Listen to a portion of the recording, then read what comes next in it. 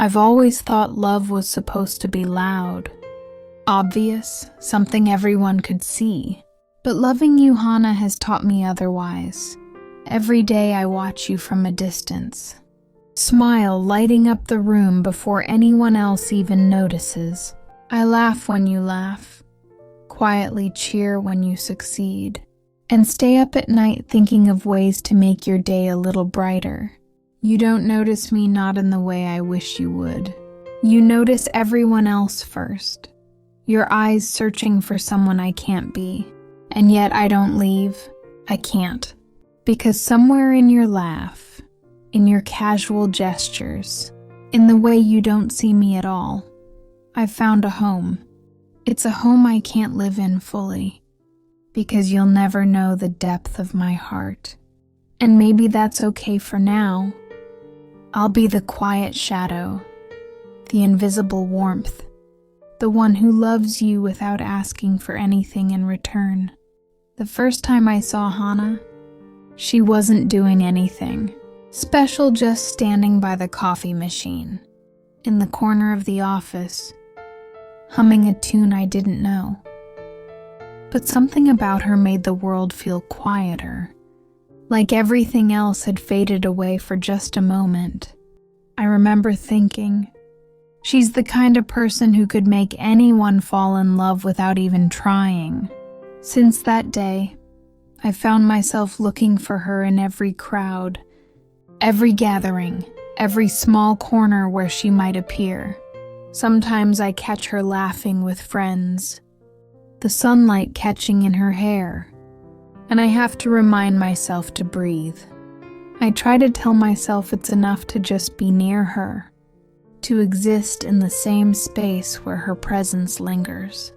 But every time she talks about someone else, the way her eyes light up, the warmth in her voice, I feel this hollow ache in my chest. Yesterday she smiled at me, just a quick passing smile, but it was enough to make me forget my own name for a few seconds. And yet I can't make her see me the way I see her. Not really. So I settle for small things, bringing her favorite latte without her asking, noticing when she's tired, leaving little notes she'll probably never read. Because loving her quietly is the only way. I know how to love without losing myself completely. And maybe one day she'll notice me. Hana didn't know it, but I knew every little thing about her routine. How she always took the same route to work. How she liked her coffee with 2 sugars and a splash of milk. How she hummed when she was nervous. Yesterday she had a long day. Her shoulders were tense, her smile forced. Without thinking, I followed her to the park nearby, the one she always walked to when she needed space. She sat on the bench, pulling her jacket tighter around herself, staring at the pond like she was trying to drown out her own thoughts. I stayed a few meters away, pretending to read a book, but I could feel every sigh, every quiet shake of her head, and I wanted to reach out to tell her everything would be okay, but the words got stuck in my throat. Instead, I just stayed there, because being there for her, even silently, was better than not being there at all. She noticed me eventually. "Isa, you're following me?" Her voice was soft, not annoyed. I smiled awkwardly. I just thought you might want some company." She laughed lightly like she always did. That laugh, Hana's laugh, made my chest ache in a way I couldn't explain. And for a moment she leaned on my shoulder, tired from the weight she carried. I wanted to tell her how much I loved her, how every heartbeat belonged to her, but I didn't. Because if I spoke the truth, I'd risk losing even this small space beside her. And so I stayed, always there, silently loving, silently hoping that one day she'd notice me, not just for my presence, but for my heart. It wasn't like I didn't know she had someone else in her life. Hana never hid it, and I never asked. But seeing it up close, watching her laugh with someone whose hand she held, whose jokes made her eyes sparkle, in a way mine never did, it was a different kind of pain. I told myself it was fine. I smiled, I waved, I acted normal. But inside, my chest felt like it was tightening with every glance I caught, every subtle touch she shared with her other person. That evening she texted me, "Hey, want to join us for coffee?" "It's been a while." I froze for a moment. Coffee? Them, not me. But I didn't say no. I couldn't say no. I met them at the little cafe downtown. Hana was radiant, full of warmth that wasn't mine. I smiled as she told stories, laughed at her jokes and nodded at everything, while the other girl held her hand across the table, making me wish my hands could be there instead. I tried not to let it show the longing, the hurt, the silent begging of my heart, but it seeped out anyway, the way I lingered on every movement. Every smile she gave that wasn't mine felt like a quiet confession. At one point, Hana glanced at me, her eyes soft. "Isa, you're always here for me. I don't know what I'd do without you." And there it was. The line that made me ache the most. Always there, never enough, not hers. I smiled, hiding the emptiness. "You don't have to worry about that." Inside, I whispered, "I'm always here, always loving you, even if you'll never see me that way." It was raining lightly when Hana called me to walk her home. She always had a way of making ordinary moments feel electric. I grabbed my jacket and met her outside, umbrella in hand, heart already racing despite knowing nothing would change. We walked side by side, close enough that our shoulders brushed occasionally. Each touch sent a quiet shiver through me, a reminder of how much I wanted to hold her, to be hers, but I didn't dare. "You always seem to know when I need someone," she said, glancing at me with a soft smile. I shrugged, pretending it was casual. "I guess I just pay attention." She laughed lightly, her hand brushing against mine. Just a touch, nothing more, but it felt like a spark, a tiny painful reminder of everything I couldn't have. We stopped at a quiet corner where the streetlights painted the pavement gold. Hana looked up at me, eyes shining. "I don't know what I'd do without you, Isa." And there it was again.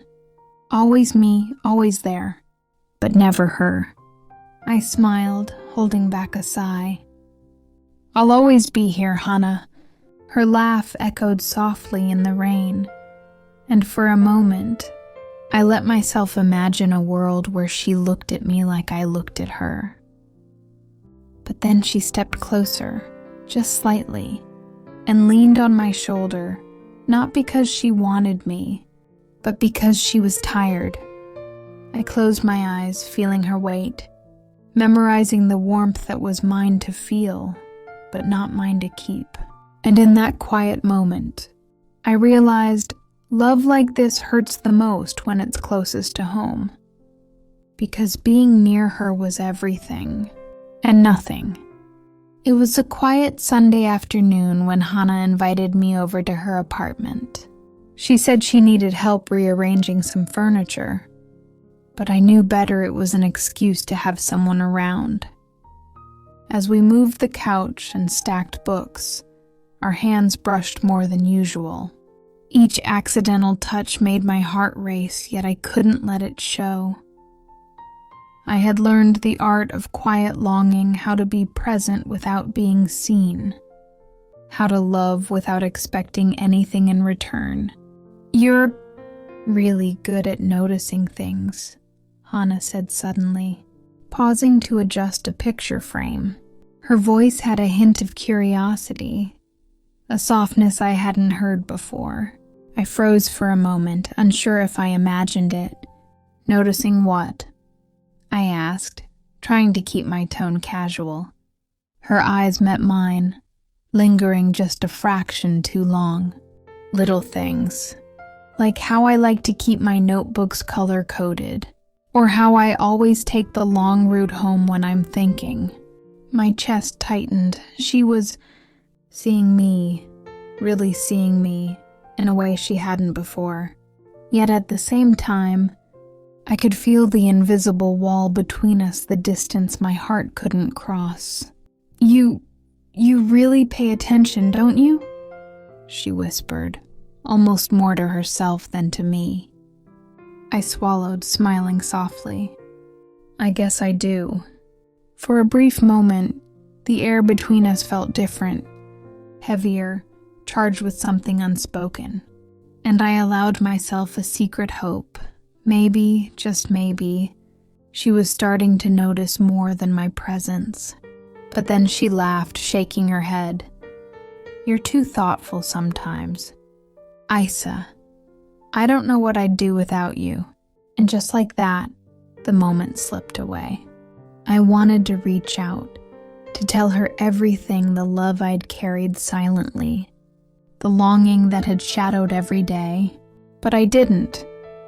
Because some truths are too fragile, too dangerous to speak. So I smiled, keeping my feelings buried, and helped her finish the room. Always there, still invisible, still loving her alone. Weeks passed since that afternoon in Hana's apartment. I felt a shift, small, subtle, but undeniable. She looked at me differently sometimes, like she was searching for something in my eyes she hadn't noticed before. One evening, we stayed late at a cafe, the city lights blurring into gold outside the window. Hana was telling me about her day, her laughter spilling like music, and I found myself on the edge of saying it. Just one word. Just tell her. Isa, she said, leaning closer, her hand brushing against mine. My heart leapt. I feel like I can tell you anything. The words were there, hanging on my lips, begging to escape. But I swallowed them down, because I couldn't risk losing even this, her trust, her smile, her presence. Instead, I nodded, smiled, and listened. My heart ached silently, knowing that the only place my love could exist was in shadows, in whispers no one else could hear. It happened the next week. I saw her, Hana, laughing, holding hands with her other love interest, the one I had always suspected. The sight twisted something inside me, a sharp pang of jealousy I tried desperately to hide. She noticed me in the corner of the room. Isa, come join us, she called cheerfully. My heart sank, but I walked over, smiling, because that's all I knew how to do. Throughout the night, I was the third wheel in her joy, the other girl's hand intertwined with hers, their eyes locked, laughter shared.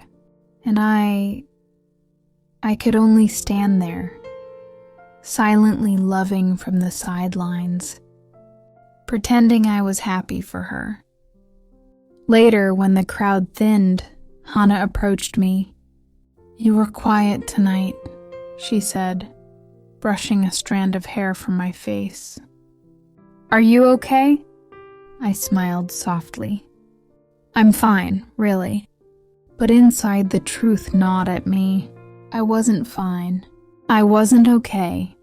I was standing right next to her, and yet I was completely alone. And that night, as I walked home, I whispered to myself, I love you, Hana. And maybe that's all I'm allowed to do. It was late autumn when I finally felt I couldn't keep it in anymore. Hana was sitting on the balcony of her apartment, the city lights sparkling below us like tiny stars. She laughed at some silly joke I made, and my heart ached all over again. Hana, I whispered, my voice barely above the wind. She looked at me, curious. There's something I need to tell you. Her smile faltered slightly and I panicked. Don't scare her. Just tell her, Isa. I've loved you for a long time, I admitted, my hands trembling. I know you have someone else, but I can't hide it anymore. Every day, every moment, I love you. There was silence. The kind that presses down on your chest and makes your heart feel too loud. Hana's eyes softened, but she didn't say anything right away. Isa, she finally whispered, reaching out and touching my hand gently. I had no idea. I care about you so much, but I don't feel the same way. I'm so sorry. The words hit me like a storm. I nodded, forcing a smile that didn't reach my eyes. I know, I just needed you to know. She hugged me softly, and I felt the warmth of her presence one last time, not as a lover, but as someone I could never truly have. The days after that night were the hardest. I still saw her, still laughed at her jokes, still carried her coffee when she forgot it, but now, the ache in my chest had a name. I started walking a few steps behind her, giving her space. I smiled less, laughed less. My love didn't vanish, it only became quieter, deeper, something I kept locked away where no one could touch it. One evening, Hana hugged me tightly before leaving for a trip. Thank you for always being there, Isa, she whispered. I don't know what I'd do without you. I hugged her back, letting the tears fall silently. I'll always be here, I whispered. And for the first time, I meant it for myself, not for her. I had loved her fully, unconditionally, but I had also learned something painfully true. Sometimes, loving someone means knowing when to let go. I stepped back into the quiet night, letting her go, and finally, for the first time in months, I breathed. Months passed. Life went on. Hana continued to shine in her world, laughing, loving, living, and I found a new rhythm too, not with someone else, not yet, but with myself. I still loved her quietly from afar, but the sharp ache in my chest softened. Loving Hana had changed me. It had taught me patience, strength, and the beauty of giving without expectation. Sometimes I catch myself smiling at memories, her laugh, her touch, her smile that could stop the world. And sometimes I feel the pang of what could have been. One evening I walked past the park where we had spent countless afternoons. I sat on our favorite bench looking at the pond. The reflection of the city lights shimmered on the water, just like the way her eyes had shimmered in mine once. I whispered softly, "Thank you, Hana, for everything," and then I let go. Not of the memories, not of the love I felt, but of the hope that she would ever be mine. It hurt, yes, but in that pain I found a strange peace. I could finally breathe. I could finally live. Because sometimes, loving someone means setting them free even if it breaks your heart. Isa learned that love doesn't always need a happy ending. Sometimes, the purest love is the kind that exists silently, in the background, shaping who we are. Hana never knew the depth of Isa's feelings, yet she left a mark on her heart that would last a lifetime. And Isa learned that letting go doesn't mean giving up. It means growing. The story of Isa and Hana is one of quiet devotion, unspoken words, and love that shines brightest in silence.